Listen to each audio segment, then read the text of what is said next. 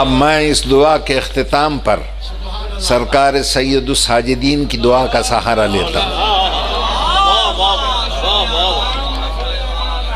الہی عبیدوں کا بے فنائے کا، اور سائلوں کا بے فنائے کا، و فقیروں کا بے فنائے کا، و نسیموں کا بے فنائے کا، و وسیموں کا بے فنائے کا، و جسیموں کا بے فنائے کا۔ الہی لک یرحب المترحبون و الیک اخلص المبتہلون، رحبتا لک و رجعا لعفوک یا الہ الحق، ارحم دعاء المستصرخین واعف عن جرائم الغافلین وزد فی احسان المنیبین، یوم الوفود الیک یا کریم بحق محمد وآل الطاہرین۔ لا سیما سید الساجدین امام زین العابدین علیہ السلام۔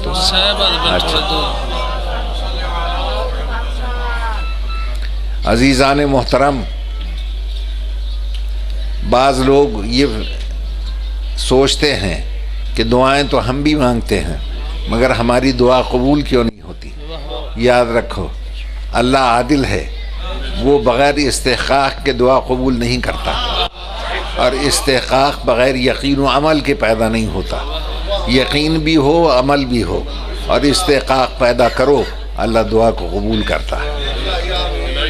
دیکھو نا، چھوٹے چھوٹے بچے اپنے بزرگوں سے میٹھی چیزیں مانگتے ہیں، آپ کو محبت ہے تو آپ دیتے رہتے ہیں، لیکن اتنا میٹھا کھا لیا اس نے کہ اسے صفرا ہو گیا۔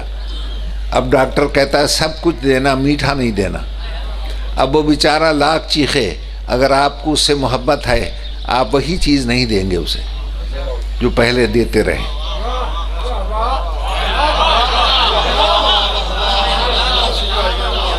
مانگنا بچے کا کام ہے، مفید دیکھ کر دینا ماں باپ کا کام ہے۔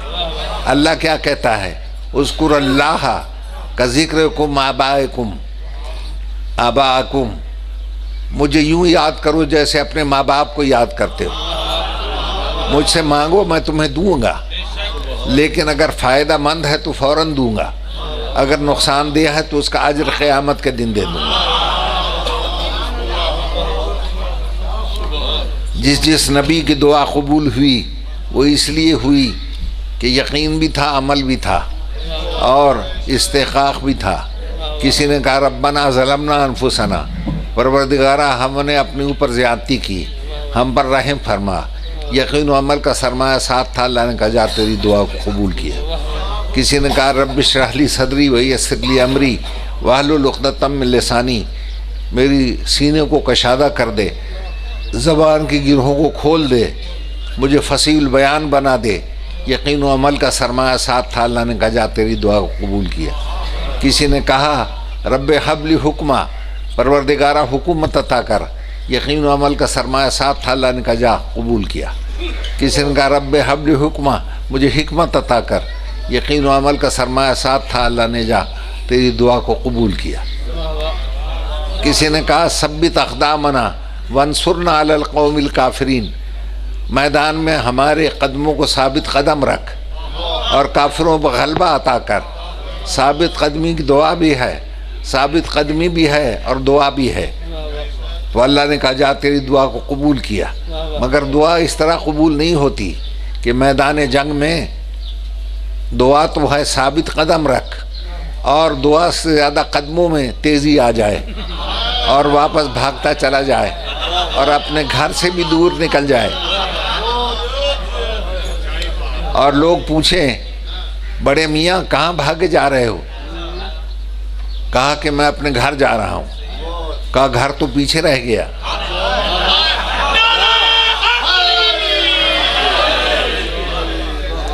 تو ہنس کے کہے کیوں شہیدہ دے نال مذاق کرے نا۔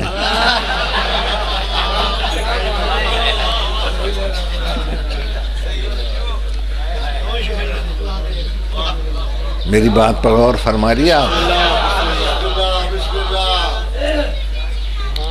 لو میرے عزیزو، یاد رکھیے دعا کی ایک منزل وہ بھی ہے کہ اگر وہاں کوئی فائز ہو جائے اللہ اسے محتاج دعا رکھتا ہی نہیں، اس کی زبان کا نکلا ہوا ہر لفظ عمل کے سانچے میں ڈھل جاتا ہے۔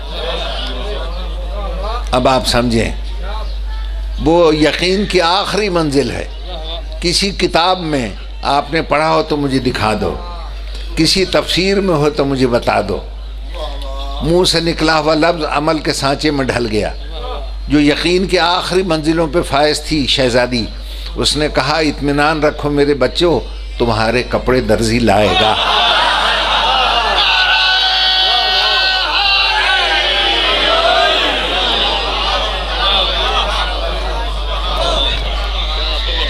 اتنے میں دروازہ کھٹکا، پوچھا من بالباب، کون ہے دروازے پر؟ ذات واجب نے کہہ دیا خبردار، یہ نہ کہنا میں رضوان جنت ہوں، یہ نہ کہنا میں فرشتہ ہوں، وہی لفظ ہو جو شہزادی کی زبان سے نکلے ہیں۔ آواز آئی انا خیاط الحسنین، میں حسنین کا درزی آیا ہوں۔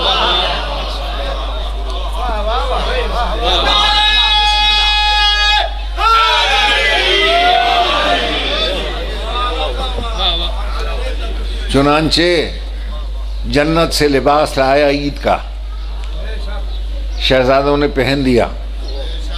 جنت کا لباس پہن کر کبھی ماں کی گود میں، کبھی نانا کے دوش پر، کبھی باپ کی آغوش میں۔ یہ بچپن کا واقعہ تھا، کسی کو یاد رہا کسی کو یاد نہ رہا، مگر بہن کو یاد رہا۔ جب بھائی کی لاش پہ آئی تو کہتی ہے حسین وہ درزی بھی موجود ہے، وہ جنت بھی موجود ہے، وہ کپڑے بھی موجود ہیں، تیری اجازت لینے آئی ہوں، اگر تو مجھے آج اجازت دے دے تو آج تیرے لیے میں اسی درزی سے تیرا کفن منگوا لوں۔ آواز آئی میری بہن تکلیف نہ کر، جن ظالموں نے انگوٹھی کے لالچ میں میری انگلی نہیں چھوڑی وہ جنت کا کفن کیسے چھوڑ دیں گے؟ بے کفن دفن ہو جانے دے، کوئی بات نہیں۔ بہن تو عجیب بہن تھی، اس کی دعا عمل کے سانچے میں ڈھلتی تھی۔ اس نے کہا اچھا حسین تو بادشاہ ہے، اپنی مرضی سے دفن ہونا تو بے کفن ہو جا، لیکن میرا ایک وعدہ یاد رکھ، اگر بے کفن دفن ہوا میں تیری بے کفنی کا اتنا پرچار کروں گی کہ وعدہ کرتی ہوں کہ اگر قیامت تک ہر مرنے والا تیرے کربلا سے کفن نہ مانگے مجھے بہن نہ کہنا۔ آج ہر ایک کی یہی خواہش ہوتی ہے، مجھے کربلا کا کفن ملے، مجھے کربلا کا کفن ملے، اور اللہ آپ کو شام لے جائے، وہاں چادریں لٹکی ہوئی ملتی ہیں۔ ہر خاتون پہلے سر پہ چادر رکھتی ہے، پھر بی بی کے مزار پہ جاتی ہے۔ بہن آواز دیتی ہے حسین تجھے کفن نہیں ملا، کفن تو دے، مجھے چادر نہیں ملی، چادریں میں دوں۔ بہن چادریں دیتی ہے، بھائی کفن دیتا ہے۔ اللہ ان بہن بھائیوں کے صدقے میں بانی مجلس کی اس عبادت کو قبول فرمائے۔ دوستو میں اس قابل نہیں تھا کہ طویل سفر طے کر سکتا، لیکن اپنی نجات کے لیے کہ زندگی کا پتہ ہے کوئی نہیں کب مولا کی بارگاہ میں پہنچ جاؤں، اس لیے میں نے کہا میں اپنی نجات کا سامان کرتا جاؤں۔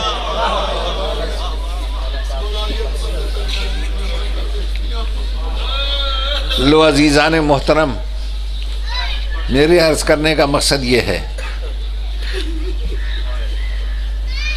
کہ اٹھتے بیٹھتے چلتے پھرتے عاقبت اور دنیا کے لیے دعا مانگا کرو، ان ہستیوں کا واسطہ دے کر۔